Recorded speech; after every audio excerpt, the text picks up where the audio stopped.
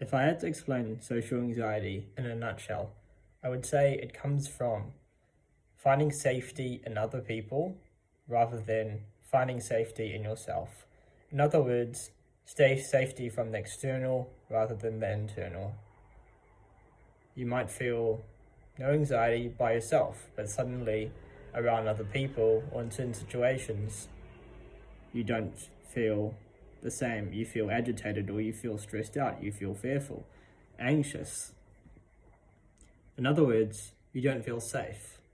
There's some trauma behind there that is causing you to not feel safe. Maybe you want their approval, maybe you want to control the situation. So the solution to this is to find safety in yourself in every and all situations, and learn to find safety in yourself. This video is a reminder for you, the listener, that every time social anxiety shows up in your life, remember these words, that social anxiety is caused by the lack of safety that you feel. And the resolution is to find that safety. And so safety comes from yourself, not anybody else. I find this is a crucial reminder, because whenever you are in a situation and you feel anxiety, you often look to other people to provide that safety for you. You look out and you act in approval-seeking ways. You act in rapport-seeking ways and rapport-seeking behaviors. You are really trying to maybe control the situation, meaning you are trying to control their impression of you, which may mean you don't act in ways that are as aligned and as authentic to your natural self, your true expression. You might be acting in subtle ways. Now, this is actually a form of manipulation, because your ego self, this is not you, right? I'm talking about this is the ego self that's trying to preserve itself. It's trying to find some safety.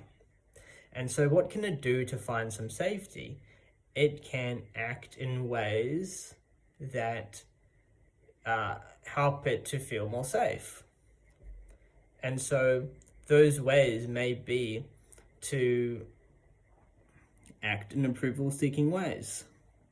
And maybe to put up persona so people don't see the real you, which you may believe is flawed or defective or incomplete or not enough or not good enough. And so looking into these patterns we have of why the authenticity, why there's a desire to hide that authenticity, why there's a desire to hide one's true self, can be a really crucial element.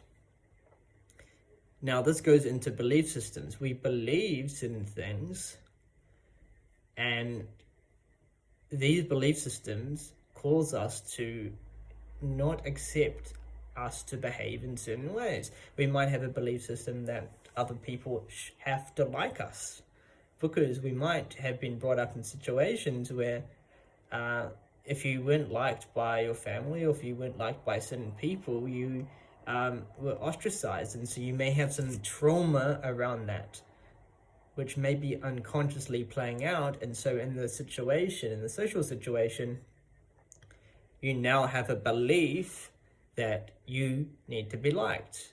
Well, what happens if somebody doesn't like you? What does it do? Well, it causes you to suffer. It causes you to try to gain their approval or acceptance. The cure to this is simply to learn to accept yourself truly and deeply.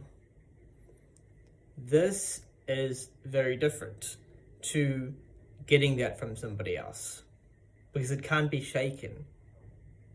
It's coming from a love and acceptance in yourself for who you are at the core and deepest level. And so, going back to the original point of this video, which is as a reminder to you to gain that safety in yourself. That is the way to resolve this particular trauma pattern. The pattern of anxiety that you get or may get socially. And so just reminding yourself every time this comes up, okay, stop focusing on the other person, stop trying to gain something from them, and look to how I can connect back in myself, in my body, return awareness back to the body, return back awareness to me, how I feel, how I want to behave. And if you can do that, that's going to shift your relationship with social anxiety. It's going to shift your understanding, and it's going to start to rewire your brain, and you'll start to see changes.